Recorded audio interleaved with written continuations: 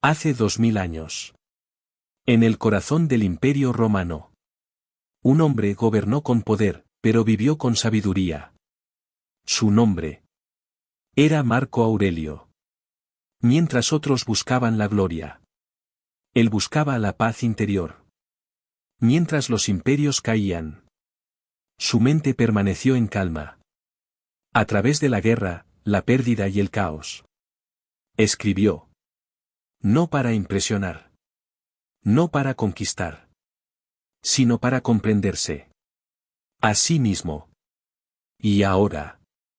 Sus palabras resuenan a través de los siglos. Atemporales. Poderosas. Inquebrantables. Esto es más que un libro. Es un camino. A la disciplina. A la paz. A la claridad. Bienvenidos. A la sabiduría de Marco Aurelio. Libro 12. Todos los objetivos que deseas alcanzar en tu progreso puedes ya tenerlos si no te los regateas a ti mismo y por recelos. Es decir, caso de que abandones todo el pasado, confíes a la providencia el porvenir y endereces el presente hacia la piedad y la justicia exclusivamente. Hacia la piedad, para que ames el destino que te ha sido asignado, pues la naturaleza te lo deparaba y tú eras el destinatario de esto. Hacia la justicia, a FM de que libremente y sin artilugios digas la verdad y hagas las cosas conforme a la ley y de acuerdo con su valor. No te obstaculice ni la maldad ajena, ni su opinión, ni su palabra, ni tampoco la sensación de la carne que recubre tu cueo. Pues eso incumbirá al cueo paciente. Sí, pues, en el momento en que llegues a la salida, dejas todo lo demás y honras exclusivamente a tu guía interior y a la divinidad ubicada en ti.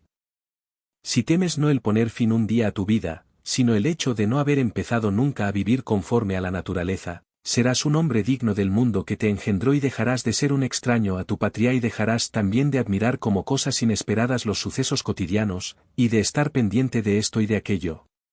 Dios ve todos los guías interiores desnudos de sus envolturas materiales, de sus cortezas y de sus impurezas, porque gracias a su inteligencia exclusiva, tiene contacto solo con las cosas que han derivado y dimanado de él en estos principios. Y si tú también te acostumbras a hacer eso, acabarás con muchas de tus distracciones.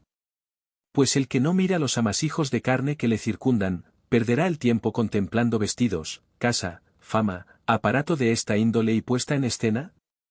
3 son las cosas que integran tu composición: cuerpo, hálito vital, inteligencia. De esas, 2 te pertenecen, en la medida en que debes ocuparte de ellas. Y solo la tercera es propiamente tuya.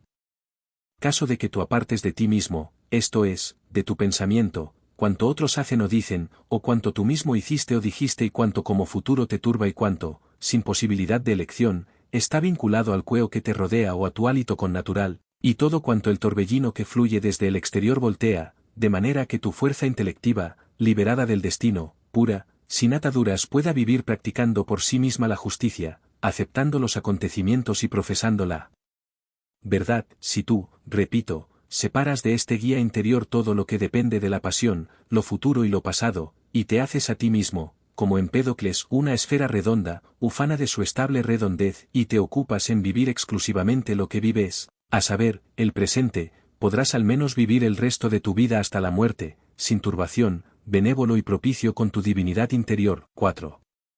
En más estima que a todos, y sin embargo, toma en menos consideración su propia opinión personal que la de los demás. Y, por ejemplo, si un dios o un sabio maestro se personase junto a uno y le diese la orden de que nada pensara o reflexionara en su interior que no lo expresara al mismo tiempo a gritos, ni siquiera un solo día lo aguantaría. Hasta tal punto respetamos más la opinión de los vecinos sobre nosotros que la nuestra propia.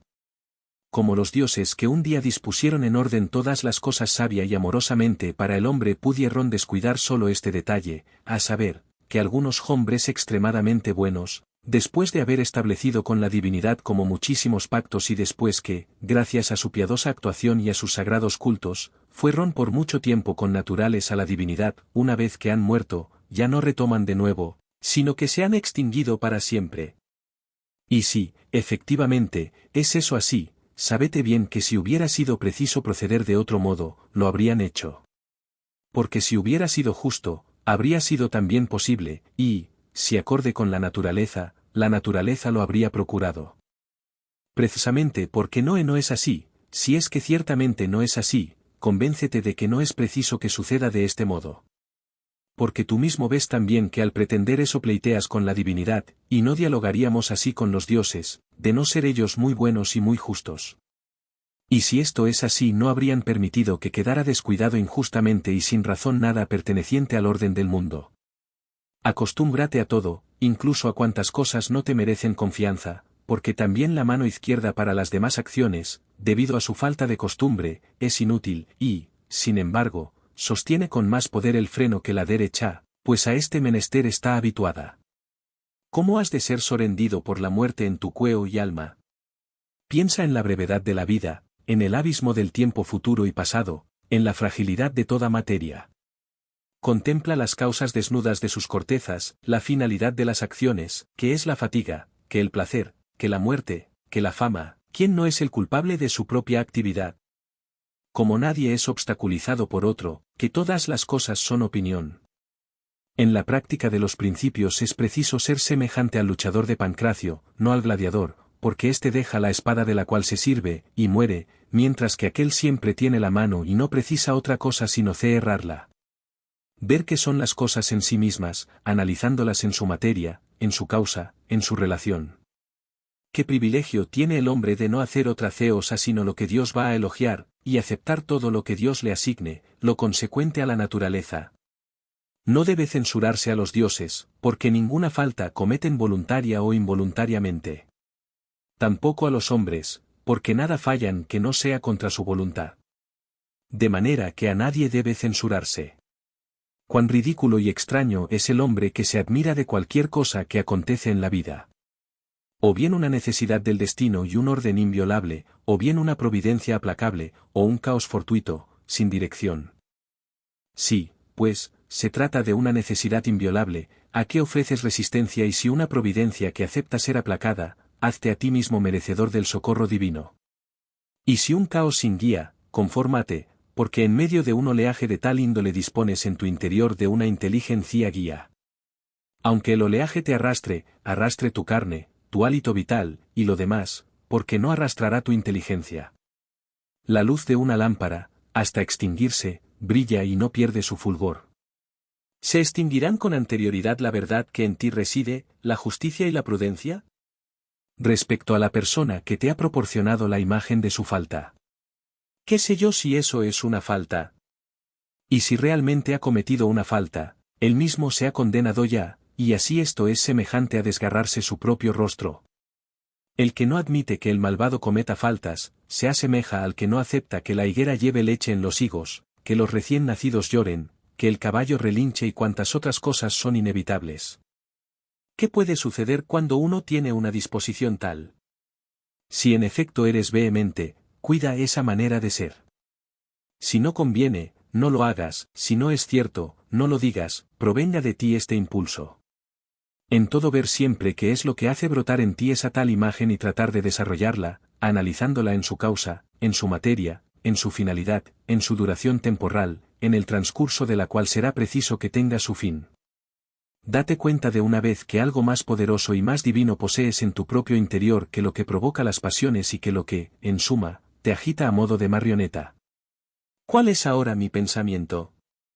¿Es el temor? ¿Es el recelo? ¿Es la ambición? ¿Es otra pasión semejante? En primer lugar, no hacer nada al azar, ni tampoco sin un objetivo final. En segundo lugar, no encauzar tus afecciones a otro fin que no sea el bien común. Que dentro de no mucho tiempo nadie serás en ninguna parte, ni tampoco verás ninguna de esas cosas que ahora estás viendo, ni ninguna de esas personas que en la actualidad viven. Porque todas las cosas han nacido para transformarse, alterarse y destruirse, a fin de que nazcan otras a continuación. Que todo es opinión y ésta depende de ti. Acaba, pues, cuando quieras con tu opinión, y del mismo modo que, una vez doblado el cabo, surge la calma, todo está quieto y el golfo sin olas. Una sola energía cualquiera, que ha cesado en el momento oportuno, ningún mal sufre por haber cesado, tampoco el que ejecutó esta acción, por esto mismo, a saber, por haber cesado, sufre mal alguno. Del mismo modo, en efecto, el conjunto de todas las acciones, que constituyen la vida, caso de cesar en el momento oportuno, ningún mal experimenta por el hecho de haber cesado, ni tampoco el que ha puesto fin oportunamente a este encadenamiento sufre mal. Y la oportunidad y el límite los proporciona la naturaleza, unas veces la naturaleza particular, como sucede con la vejez, pero generalmente la naturaleza del conjunto universal, cuyas partes se transforman para que el mundo en su conjunto permanezca siempre joven y en su pleno vigor. Y todo lo que conviene al conjunto universal es siempre bello y está en sazón. Así pues, el término de la vida para cada uno no es un mal, porque tampoco es un oprobio, pues no está sujeto a nuestra elección y no daña a la comunidad, y sí es un bien, porque es oportuno al conjunto universal, ventajoso y adaptado a él. Así, el que se comporta de acuerdo con Dios en todo, es inspirado por un hálito divino y es elevado, gracias a su reflexión, a sus mismos objetivos. Preciso es tener a mano estos tres pensamientos. Respecto a lo que haces, si lo haces, que no sea ni a la ventura, ni de un modo distinto a como lo hubiese hecho la justicia misma. Respecto a los sucesos exteriores, piensa que suceden o bien por azar, o bien por una providencia, y no debes censurar al azar ni recriminar a la providencia. En segundo lugar, piensa cómo es cada uno desde que es engendrado hasta la posesión del alma, y desde ésta hasta la devolución de la misma. Piensa también de qué elementos se compone y en cuáles se disolverá. En tercer lugar, piensa que si de pronto remontándote por el aire examinaras las ceosas humanas y su multitud de formas, al ver simultáneamente cuán gran espacio ocupan los habitantes del aire y etéreos, las despreciarías, y que, cuantas veces te remontaras a lo alto, verías lo mismo, su uniformidad, su pequeña duración. A esas cosas se refiere la vanidad humana. Expulsa la opinión. Estás a salvo. ¿Quién, pues, te impide expulsarla? Siempre que te molestas por algo, olvidas que todo se produce de acuerdo con la naturaleza del conjunto universal, y también que la falta es ajena, y, además, que todo lo que está sucediendo, así siempre sucedía y sucederá, y ahora por doquier sucede. Cuanto es el parentesco del hombre con todo el género humano, que no procede el parentesco de sangre o germen, sino de la comunidad de inteligencia. Y olvidaste asimismo que la inteligencia de cada uno es un Dios y dimana de la divinidad. Que nada es patrimonio particular de nadie, antes bien, que hijos, cueo y también la misma alma han venido de Dios. Olvidaste también que todo es opinión, que cada uno vive únicamente el momento presente, y eso es lo que pierde. Rememora sin cesar a los que se indignaron en exceso por algún motivo, a los que alcanzaron la plenitud de la fama, de las desgracias, de los odios o de los azares de toda índole. Seguidamente, haz un alto en el camino y pregúntate, ¿dónde está ahora todo aquello? Humo, ceniza, leyenda o ni siquiera leyenda. Acudan al mismo tiempo a tu espíritu todas las cosas semejantes, así por ejemplo, cual fue Fabio Catulino, en la campaña, Lucio Lupo en sus jardines, Estertinio en Vallas, Tiberio en Capri, Belio Rufo, y en suma, la superioridad presuntuosa en cualquier asunto. Cuán ruin era todo el objetivo de su esfuerzo y cuanto más propio de sabio es el ser justo, moderado, el ofrecerse simplemente sumiso a los dioses en la materia concedida. Porque la vanidad que se exalta bajo capa de modestia es la más insoportable de todas.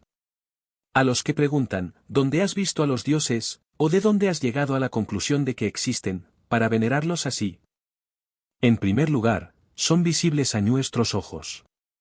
Y luego, tampoco yo he visto mi alma, sin embargo, la honro, así también respecto a los dioses, por las mismas razones que compruebo su poder repetidas veces, por estas constato que existen y los respeto.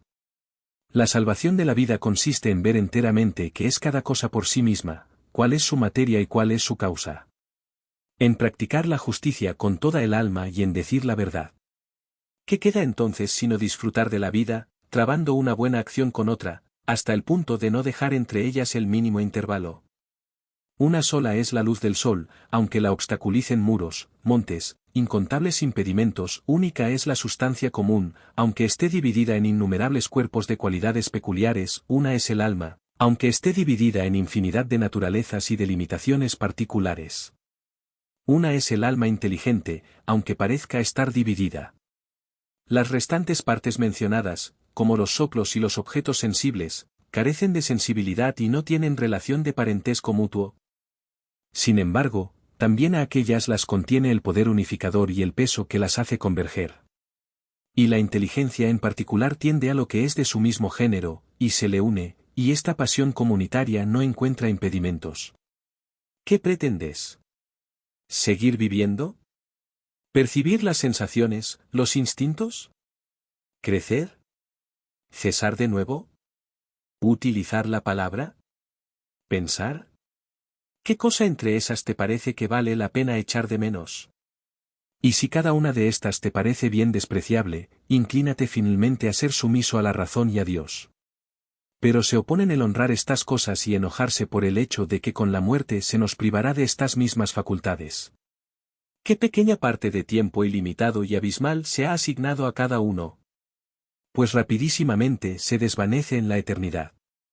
¿Y qué pequeña parte del conjunto de la sustancia, y qué ínfima también del conjunto del alma? ¿Y en qué diminuto terrón del conjunto de la tierra te arrastras? Considera todas esas cosas e imagina que nada es importante, sino actuar como tu naturaleza indica y experimentarlo como la naturaleza común conlleva. ¿Cómo se sirve de ti el guía interior? Que en eso radica todo.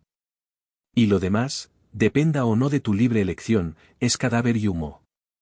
Lo que más incita a despreciar la muerte es el hecho de que los que juzgan el placer un bien y el dolor un mal, la despreciaron. Sin embargo, también para la persona que considera bueno únicamente lo oportuno y para quien es igual ejecutar muchas acciones de acuerdo con la recta razón que unas pocas, y para quien es indiferente contemplar el mundo más o menos tiempo, para ese tampoco la muerte es temible. Buen hombre, fuiste ciudadano en esta gran ciudad. ¿Qué te importa, si fueron 5 o 3 años? Porque lo que es conforme a las leyes, es igual para todos y cada uno.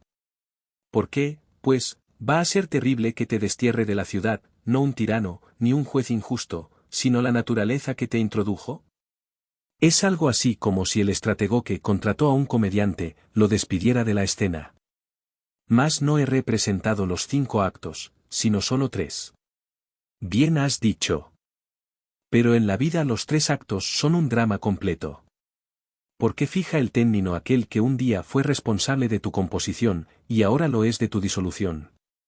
Tú eres irresponsable en ambos casos. Vete, pues, con ánimo propicio, porque el que te libera también te es propicio.